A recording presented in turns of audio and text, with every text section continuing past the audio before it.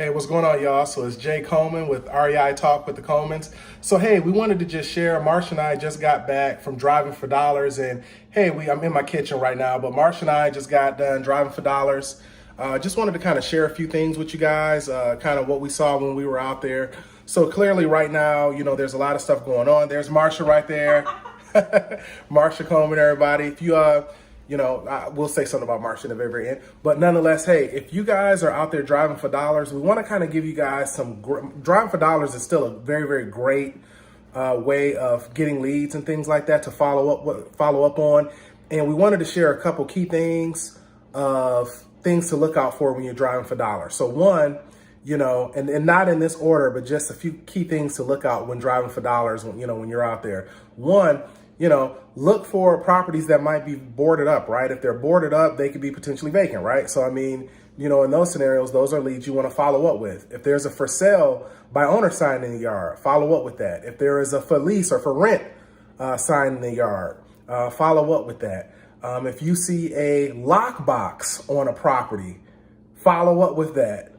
If you see mail in the mailbox and it looks soggy and it just looks like it's been just going in the mailbox for a long time, and you can just clearly tell nobody's checked the mail in a long time, follow up with that. If you see the property, damage, like fire damage or something like that, follow up with that. And one thing that we saw today is we saw a moving truck. Like there was a gentleman, I think he was with his girlfriend, and he was actually in the process of moving out of the property. So Marsha and I,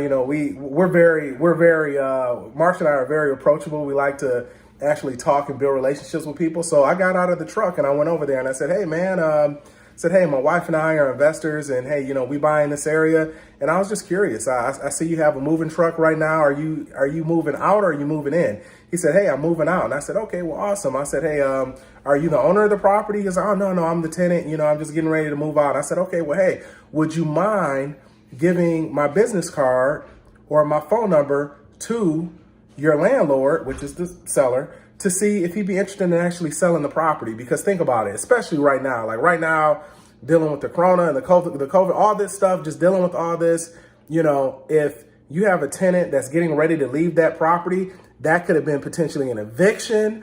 That could have been any type of scenario kind of going on to where, the seller, even if it wasn't a bad situation, maybe, the seller's just now that the property is getting ready to be vacant, maybe there's a little bit more motivation or whatever now. So, you have a direct connection. Like this tenant can give that phone number to the owner. And if the owner's interested, they can call you. And you can also send that owner a piece of mail and things like that as well. But that, when you're out there driving for dollars, look for things like that, like those moving trucks, again, lock boxes on the door, fire damage, boards on windows, roof damage, properties that just physically look distressed. If you're outside and you're driving and you see an ambulance or something like that in front of a house, well, chances are, if the ambulance is in front of the house and stuff like that, and they got the stretcher and stuff out there, chances are that might be a lead worth following up.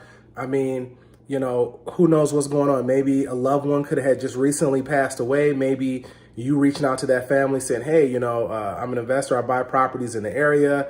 Would you be interested in potentially selling? I don't know if you're in a position right now where you can use some quick cash or things like that. Always come from a standpoint to where you're trying to deliver value to people.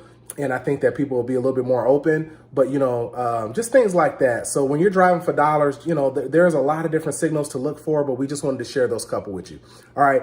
Again, this is Jay Coleman, REI Talk with the Colemans. If you found this valuable, like our YouTube channel, subscribe below, hit that bell symbol and subscribe. Also like us on REI Talk with the Colemans, our Facebook page. And if you'd like to work with us, go to jmcpropertygroup.com.